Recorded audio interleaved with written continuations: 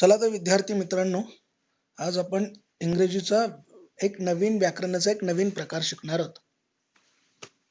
तर आजच्या या प्रकारामध्ये आपण बघणार आहोत चेंज द व्हॉइस. व्हॉइस याला मराठीमध्ये प्रयोग असं म्हणतात. Change the voice.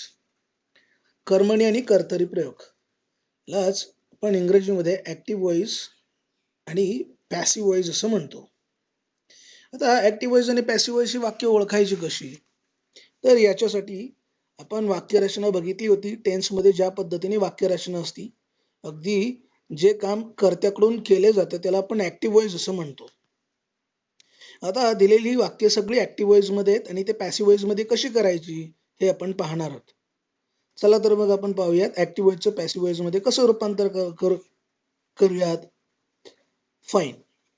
आता फर्स्ट सेंटेन्स सर्वांनी पाहायचं आहे. फर्स्ट सेंटेन्स आहे I do the work. Now first sentence is what? I do the work.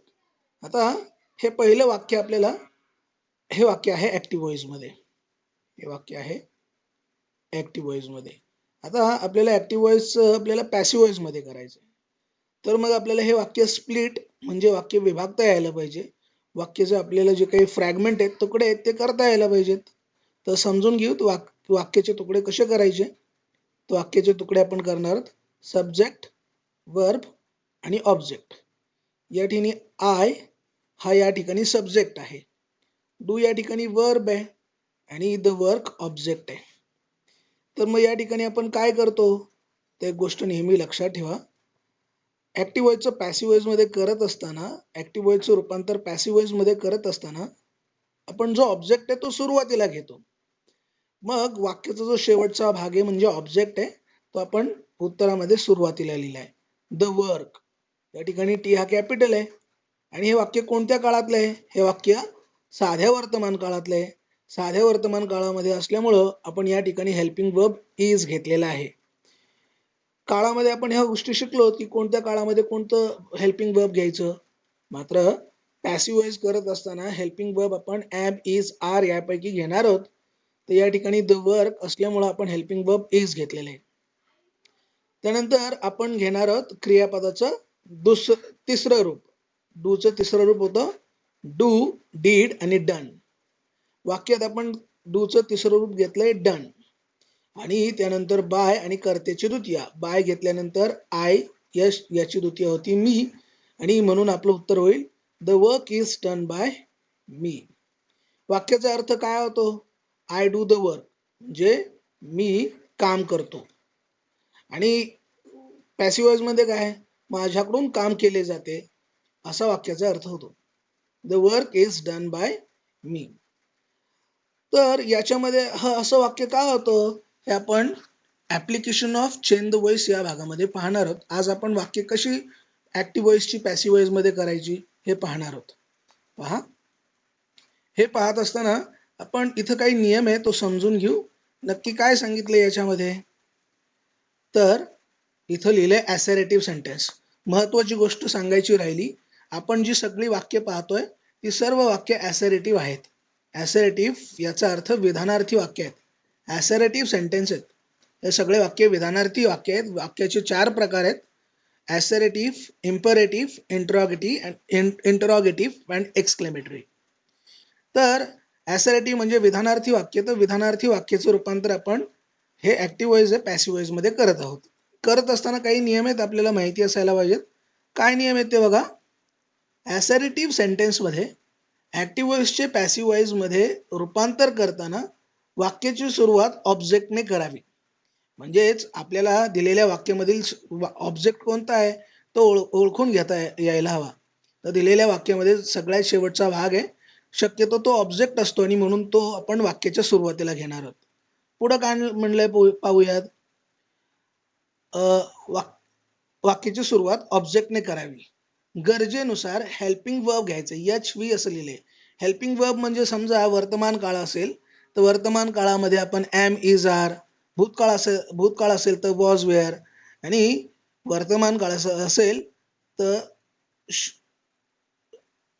वर्तमान काळ असेल तर आपण एम, इज, आर घेणार आहोत. भूतकाळ असेल तर वॉज, वेअर घेणार आहोत आणि भविष्यकाळ असेल तर शाल बी आणि विल बी हे हेल्पिंग वर्ब आपण घेणार आहोत. पहा, आणि मग हेल्पिंग वर्ब घेतल्यानंतर कर्त्याची द्वितीय घेऊन त्यानंतर बाय व ऑब्जेक्टचा फॉर्म घ्यायचा असतो. कंटिन्युअस टेन्स मध्ये मात्र काही बदल आहेत ते आपण बघणार आहोत. बघूयात आपण हे दुसरं वाक्य काय आहे. पहा, दुसऱ्या वाक्यामध्ये म्हणलंय Ayesha types a letter. Ayesha पत्र लिहिते. Ayesha types a letter. आता हे वाक्य आपल्याला हे ऍक्टिव्ह वॉइस मधलं वाक्य आहे. मग आपल्याला हे पॅसिव्ह वॉइस मध्ये करायचंय. मग पॅसिव्ह वॉइस मध्ये कसं होईल पहा. अ लेटर हा ऑब्जेक्ट आहे. दिलेल्या भागामध्ये आपल्याला सब्जेक्ट, वर्ब आणि ऑब्जेक्ट ओळखता यायला हवा.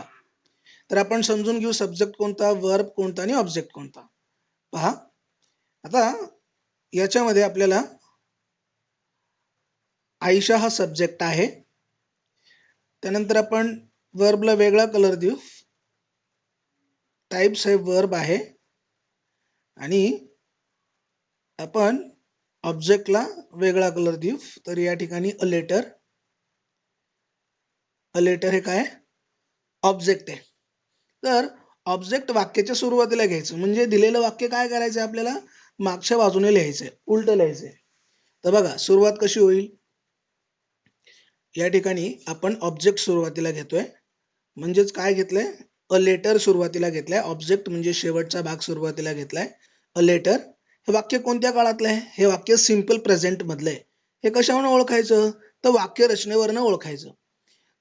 तुम्हाला जर वाक्य रचना आणि काळ ओळखता येत नसेल तर तुम्ही माझा या आधीचा जो व्हिडिओ बनवलेला आहे, टेन्सवर आधारित जो व्हिडिओ बनवलेला आहे तो तुम्ही पहा. यानंतर तुम्हाला जी काही वाक्य रचना आहे ती कळून जाईल आणि मग सब्जेक्ट, वर्ब, ऑब्जेक्ट हा प्रकार काय आहे तोही तुमच्या लक्षात येईल. ठीक आहे, काय हरकत नाही. हा जो ऑब्जेक्ट आहे तो ऑब्जेक्ट आपण सुरुवातीला घेतला, अ लेटर. हे वाक्य सिंपल प्रेझेंट टेन्स मधलं आहे, साध्या वर्तमान काळातलं आहे, आणि म्हणून हेल्पिंग वर्ब आपण इज घेतला.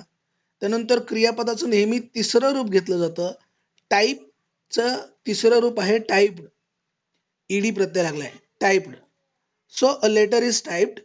नंतर आपण बाय सफिक्स लावणार आहोत, बाय. बाय त्यानंतर करता Ayesha. A letter is typed by Ayesha. तर अशा पद्धतीने आपल्याला हे वाक्य पॅसिव्ह वॉइस, ऍक्टिव्ह वॉइसचं पॅसिव्ह वॉइस करता येईल. पुढचं वाक्य आपण बघूयात. पुढच्या वाक्यामध्ये काय म्हणलंय पहा. थर्ड सेंटेन्स आहे, संतोष हेल्प्ड हर. संतोषने तिला काय केली, हेल्प म्हणजे मदत केली. ईडी प्रत्यय, आणि ईडी प्रत्यय लागलाय म्हणून हे वाक्य आहे सिंपल पास्ट टेन्स मधलं. ठीक आहे, सिंपल पास्ट टेन्स मधलं. तर आपल्याला हे पॅसिव्ह वॉइस मध्ये करायचं आहे. कसं होईल, तर आपल्याला ऑब्जेक्ट आहे, ऑब्जेक्ट म्हणजे सगळ्यात शेवटचा भाग, त्याला आपण ऑब्जेक्ट असं म्हणतो. तो ऑब्जेक्ट आपण काय करणार आहोत, सुरुवातीला घेणार आहोत. हर हा ऑब्जेक्ट आहे. मग हा हर काय आहे, हा ऑब्जेक्टिव्ह प्रोनाउन आहे आणि तो सुरुवातीला सब्जेक्टिव्ह प्रोनाउन म्हणून घ्यायचा असेल तर हर ह्याचं आपल्याला शी मध्ये रूपांतर करावं लागेल. म्हणून हर आपण शी म्हणून घेतला. शेवटचा जो ऑब्जेक्ट आहे तो सुरुवातीलाच घेतलाय, तो शी.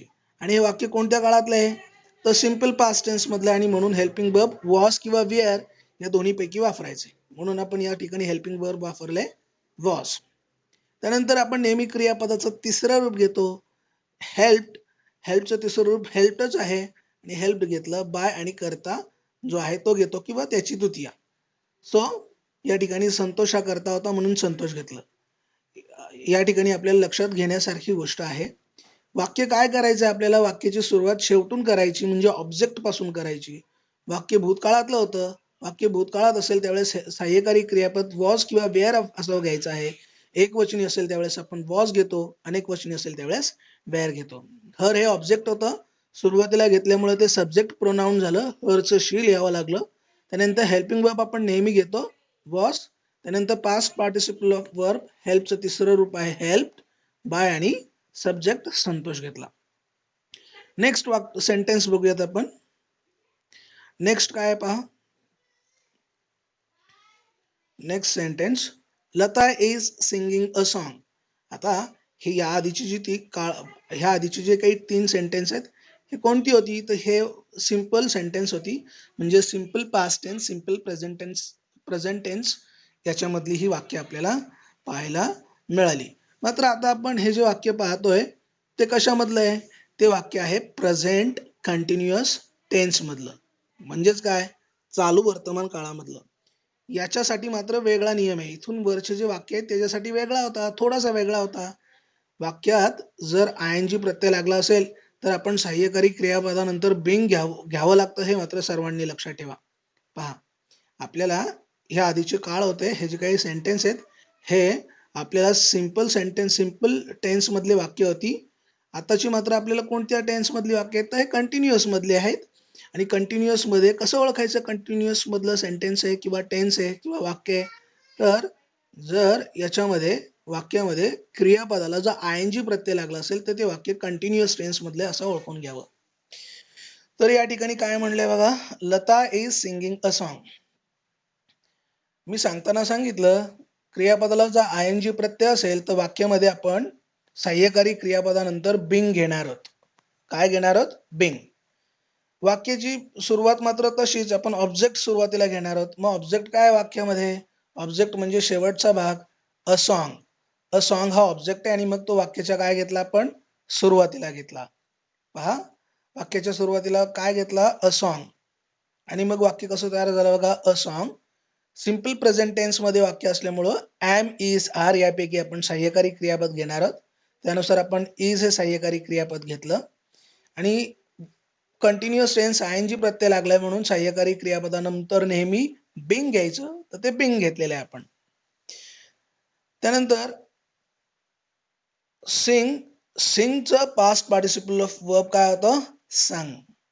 A song is being sung by, आणि त्यानंतर सब्जेक्ट कोणता आहे तो लिहावा, तो आहे लता, म्हणून लिहिला लता.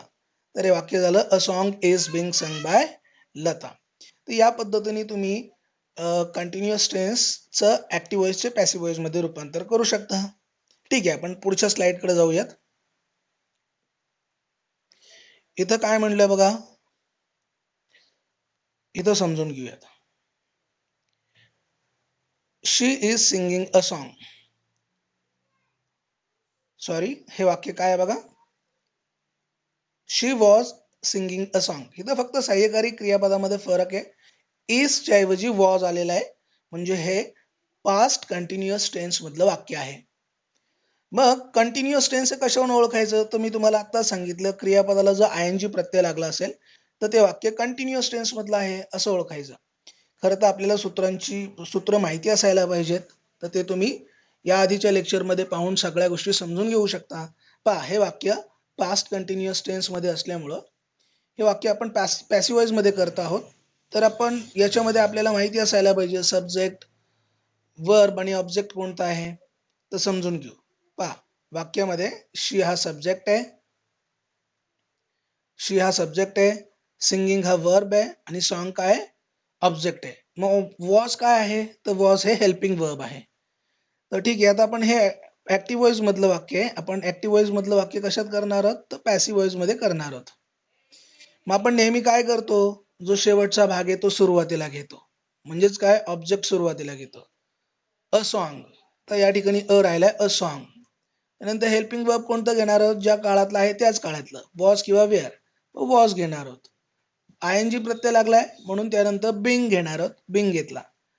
आणि बघा पुढं काय, सिंगिंग, सिंगचा पीपीव्ही काय होतं, संग. आणि शी आहे, आणि शी असल्यामुळे इथं बाय, आणि कर्त्याची नेहमी द्वितीया घ्यायची. शी याची ऑब्जेक्टिव्ह फॉर्म होतो, ऑब्जेक्टिव्ह प्रोनाउन फॉर्म होतो हर, आणि म्हणून तो हर घेतला. यालाच आपण कर्त्याची द्वितीया असं म्हणतो. शीची द्वितीया हर, किंवा त्याला ऑब्जेक्टिव्ह फॉर्म असं म्हणतो. आणि हा ऑब्जेक्टिव्ह फॉर्मच जर आपल्याला सुरुवातीला घ्यायचा असेल तर त्याचा आपण काय लिहितो, हरचा आपण शी, SHE, शी असं लिहितो. हे व्यवस्थित लक्षात ठेवा. ठीक आहे, आपण पुढचा भाग बघूयात, पुढचा प्रश्न बघूयात. पुढच्या प्रश्नामध्ये काय म्हणलंय, next, he has called me. He has called me. आता या वाक्यामध्ये हे वाक्य कशातलं आहे, तर हे वाक्य सुद्धा ऍक्टिव्ह व्हॉइस मधले आणि आपल्याला पॅसिव्ह व्हॉइस मध्ये करायचं आहे. सब्जेक्ट कोणता, वर्ब कोणता आणि ऑब्जेक्ट कोणता समजून घेऊ. या ठिकाणी ही हा सब्जेक्ट आहे, कॉल्ड हा वर्ब आहे, आणि मी हा काय ऑब्जेक्ट आहे. मग हे वाक्य ऍक्टिव्ह व्हॉइस मधले आणि आपल्याला पॅसिव्ह व्हॉइस मध्ये करायचं आहे. काय करणार, तर शेवटचा भाग म्हणजे ऑब्जेक्ट आपण सुरुवातीला घ्यावा लागणार आहे. मग मी हे काय आहे? हे ऑब्जेक्टिव्ह प्रोनाउन आहे. आपल्याला त्याला सब्जेक्टिव्ह प्रोनाउन बनवायचे, म्हणजे मी सुरुवातीला घ्यायचा आहे, मीचा काय होईल? आय होईल. हे आपल्याला माहिती आहे. पहा, म्हणून सब्जेक्ट मी हा सुरुवातीला घेतला, मीचा झाला आय. आता नेहमी लक्षात ठेवा, हे कोणत्या काळातलं वाक्य आहे? तर हे प्रेझेंट परफेक्ट टेन्स मधलं वाक्य आहे. आता मात्र याच्या काळाचा आधीचा काळ होता कंटिन्युअस टेन्स, मात्र हा परफेक्ट टेन्स आहे. आणि परफेक्ट टेन्स मध्ये आपण कसं ओळखायचं परफेक्ट टेन्स? तर आपण वाक्याची रचना सूत्रानुसार आपण ओळखू शकतो. सर्वांना माहिती आहे परफेक्ट टेन्स याचं सूत्र काय? सब्जेक्ट प्लस, आपण समजून घेऊ कशाचं सूत्र काय आहे. तर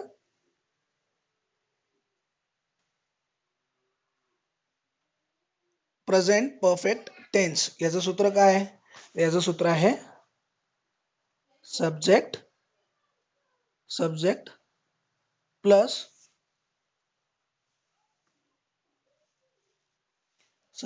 plus have, has plus PPV plus object. ठीक आहे, ते आपल्याला माहिती असायला पाहिजे की सूत्रानुसार आपल्याला हे वाक्य कोणतं आहे ते पटकन सांगता येतं. तर हे वाक्य आहे, कोणतं वाक्य आहे? तर हे वाक्य आहे प्रेझेंट परफेक्ट टेन्स मधलं वाक्य. ठीक आहे, आता याच्यासाठी मात्र वेगळा नियम आहे. तो काय नियम आहे? तर वाक्यामध्ये बघा, ह्याच्या आधीचं वर्ब आयएनजी होतं आणि वर्ब आयएनजी असल्यामुळे हेल्पिंग वर्ब नंतर आपण बिंग लावत होतो. या ठिकाणी मात्र असं काही नाही. हे परफेक्ट म्हणजे प्रेझेंट परफेक्ट टेन्स मधलं वाक्य आहे आणि त्यामुळे आपण सहाय्यकारी क्रियापदानंतर बिन लावणार आहोत, हे लक्षात ठेवा. ठीक आहे, वाक्याची सुरुवात आपण नेहमी ऑब्जेक्टने करतो. मी आहे आणि मग सुरुवात आय ने झाली. त्यानंतर हेल्पिंग वर्ब आय बरोबर नेहमी हॅव घेतो. परफेक्ट टेन्स मध्ये असल्यामुळे वाक्य हेल्पिंग वर्ब नंतर आपण बिन लावला. त्यानंतर कॉल्ड याचं PPV तिसरं रूप आहे कॉल्ड बाय आणि कर्त्याची ही ची द्वितीय काय होते? हिम होते. म्हणून उत्तर झालं I have been called by him and this is correct answer. आता आपण पुढचं सेंटेन्स बघूयात. तर या पद्धतीने आपण जो ग्रामरचा भाग आहे तो अशा पद्धतीने शिकणार आहोत. याच्या पुढचा राहिलेला भाग आपण पुढच्या लेक्चरमध्ये बघूयात. धन्यवाद.